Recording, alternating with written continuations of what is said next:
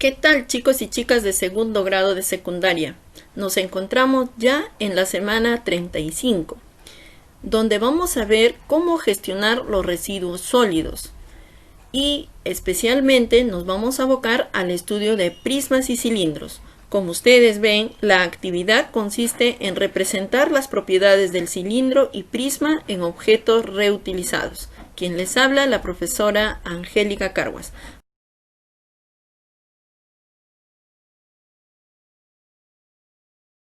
El propósito que debemos lograr esta semana es establecer relaciones entre las propiedades y elementos de objetos reales, representar estas relaciones con cilindros y prismas, considerando sus elementos y propiedades, expresar con dibujo y con lenguaje geométrico tu comprensión para interpretar un problema según tu contexto, empleando recursos y procedimientos para determinar el área y el volumen de prismas y cilindros. Finalmente, plantearás afirmaciones sobre las relaciones y propiedades que descubrirás entre los objetos y formas geométricas.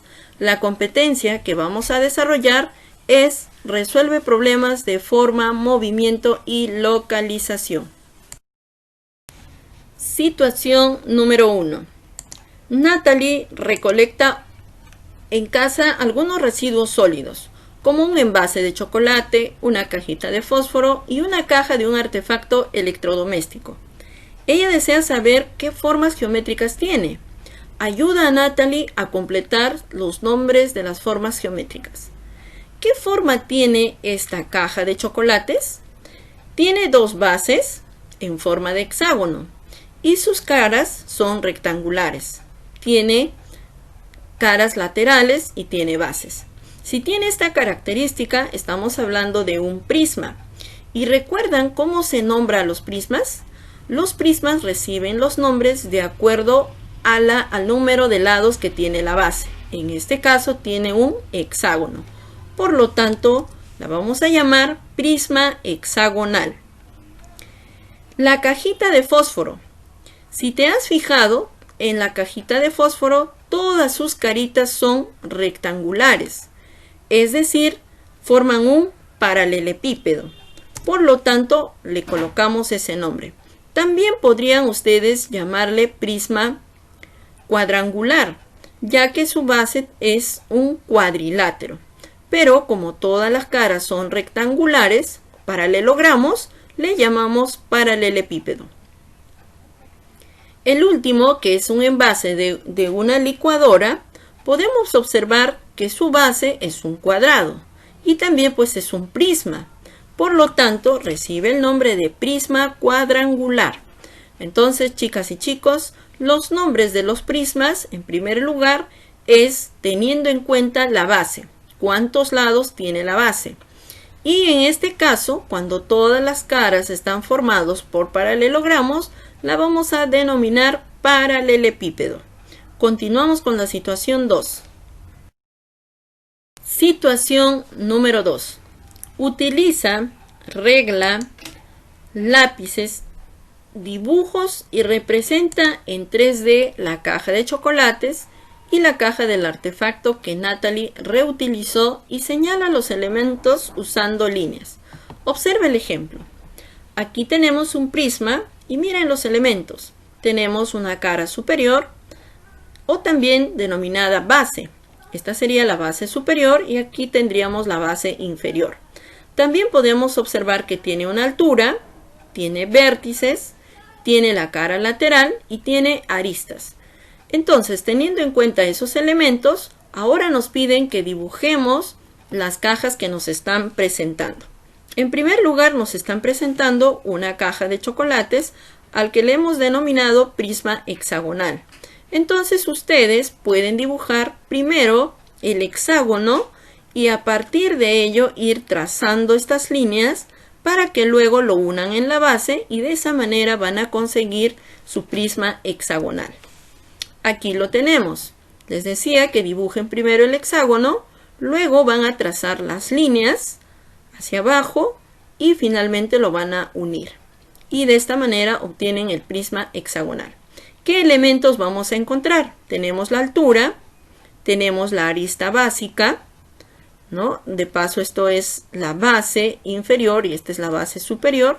Tenemos la cara lateral, las aristas laterales y los vértices. Es de esa manera entonces como estamos representando la caja de chocolates. Pero también nos piden la caja del artefacto. Ahí estamos. Tenemos aquí la cajita de la licuadora que le hemos denominado prisma cuadrangular, ¿no es cierto?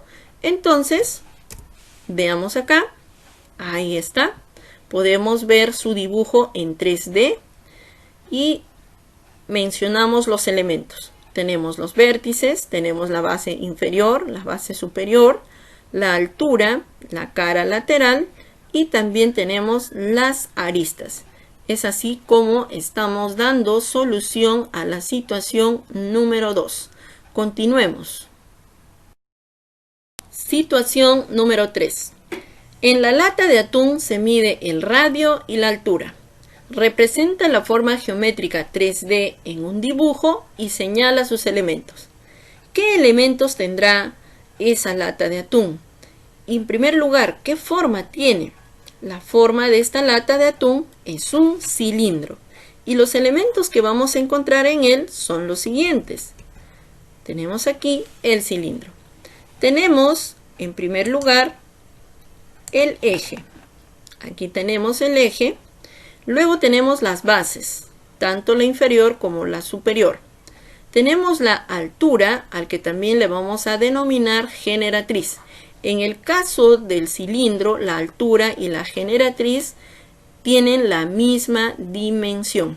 Además, también, como estamos trabajando con una base circular, pueden ustedes identificar el radio, asimismo el diámetro del círculo, que también les va a servir para resolver algunos problemas que les van a plantear. Entonces, es de esta manera como estamos representando su dibujo de la lata de atún, que es un cilindro, un dibujo en 3D. Yo sé que todas y todos lo pueden lograr. Continuemos.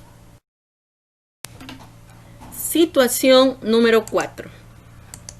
Natalie planea forrar esta lata con un papel de color reutilizando y regalársela a su hermano menor como una alcancía para ahorrar hasta Navidad. ¿Qué cantidad de papel utilizará para forrar la lata? ¿La cantidad de leche contenida antes será igual al total de papel utilizado para forrar? Justifica los procesos seguidos para responder las preguntas. Natalie piensa que necesita calcular el área lateral, el área total y el volumen del cilindro para responder las preguntas. ¿Qué opinas? Muy bien, estimados y estimadas estudiantes. Lo que van a hacer ustedes es coger un tarro de leche y tomar las medidas para poder trabajar de manera real. Así que todos y todas agarrar regla, lápiz y papel, un tarro de leche, aunque esté vacío, y tomar las medidas, las dimensiones para poder ir anotando y dar solución a este problema y de esta manera ayudar a Natalie. Bien, espero que ya todos hayan conseguido su lata de leche, su regla, su lápiz y papel. Vamos a tomar las medidas respectivas. En primer lugar, vamos a medir la altura o generatriz, que si ustedes se fijan, nos va a dar 9,8 centímetros. Ahora debemos medir el radio. Entonces, para ello hemos marcado acá la base y vamos a medir el radio, que es el punto medio hacia cualquier punto de afuera.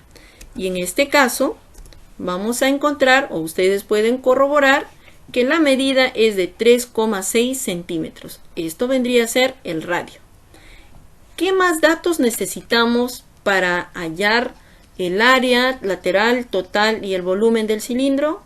Ninguno más. Ya tenemos el radio y ya tenemos la altura. Avancemos. Bien, recordarles que para que ustedes puedan hallar el área lateral del cilindro, tienen que utilizar la siguiente fórmula. Y aquí nos dice 2 por pi por r por h.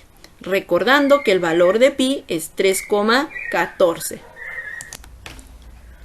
Cuando nos piden hallar el área total, la fórmula que debemos utilizar es la que ven aquí. ¿Y qué debemos hacer? Multiplicar 2 por pi por radio.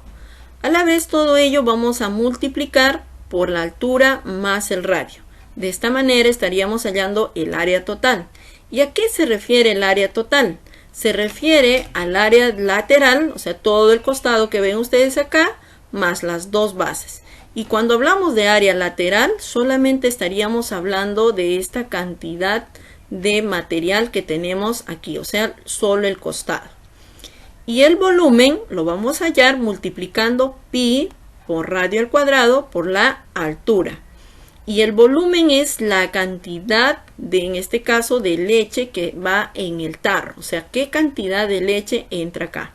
Entonces vamos a hallar las tres medidas aquí y luego vamos a ayudar a Natalie a despejar su duda. Como ya tenemos cada uno de los valores y ya tenemos enunciado nuestras fórmulas, lo que vamos a hacer es reemplazar los datos. Área lateral sería igual a 2 por el valor de pi, que es 3,14, por el radio, que es 3,6, y por la altura, que es 9,8. Al realizar los cálculos, fíjense ustedes, todo se trata de una multiplicación, van a encontrar que el área lateral es 222 centímetros al cuadrado. Quiere decir, les repito, solamente es todo el costado del cilindro, ¿correcto? Eso es el área lateral. Cuando hablamos del área total, en este caso vamos a hallar el área de las bases, incluido el área lateral. Para ello utilizamos esta fórmula. Entonces reemplacemos 2 por el valor de pi por el radio, que es 3,6. Ahora esto voy a multiplicar con la suma de la altura más el radio. La altura es 9,8 más el radio, que es 3,6.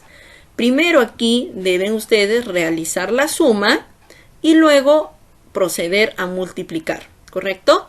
Entonces, haciendo estos cálculos, nos vamos a encontrar que el área total es 303 centímetros al cuadrado. Es decir, todo el costado de la lata más la tapa y la base es 303 centímetros al cuadrado. Ahora veamos qué cantidad de leche contiene este tarro. Para ello hallamos el volumen. Y como ya hemos enunciado nuestra fórmula, lo que vamos a hacer es reemplazar. El valor de pi es 3,14 por el radio, que es 3,6 elevado al cuadrado por 9,8 centímetros. Al realizar estos cálculos, nos va a resultar que el volumen es 399 centímetros cúbicos. Es la cantidad de leche que contiene este tarro. Ahora bien, ya hemos hallado el área lateral, el área total y el volumen. ¿Y qué nos pedían en el problema? Nos decía qué cantidad de papel utilizará para forrar la lata, ya que lo va a regalar a su hermanito como una alcancía. Si es así, entonces tendríamos que forrar toda la lata y acá dejar un hoyo para que meta las monedas, ¿no es cierto? Entonces, si vamos a forrar toda la lata, estaríamos hablando del área total. Y aquí ya lo tenemos hallado, el área total. Esta sería la cantidad de papel que vamos a utilizar para forrar esa lata. Entonces, para forrar la lata, vamos a necesitar hallar el área total, que en este caso es 303 centímetros cuadrados. Ahora, nos decía que Natalie piensa que necesita calcular el área lateral, total y el volumen del cilindro para que responda a la pregunta. ¿Qué opinas? Ahora les pregunto, ¿ha sido necesario hallar el volumen? La respuesta es no. No ha sido necesario que hallemos todo. De repente acá el área lateral, el área total sí, de hecho, pero el área lateral también podríamos haber omitido. Sin embargo, ha sido necesario porque nos ha permitido afianzar lo que estamos aprendiendo. Entonces aquí solamente necesitábamos el área total. Por lo tanto, acá cuando nos dice ¿qué opinas?, respondemos que no era necesario hallar todo lo que Natalie estaba pensando, porque solo necesitábamos calcular el área total que nos iba a permitir saber la cantidad de papel que necesita. Ustedes pueden corroborar estos datos midiendo la lata de leche que tienen en casa. De repente puede haber una variación de milímetros, pero esto es lo más aproximado posible. Entonces vamos a ver los demás problemas y seguir aventurándonos en el estudio de los sólidos geométricos. Gracias por compartir en tu canal de Angélica Carguas Mate Fácil. No olvides suscribirte, activar la campanita y compartir.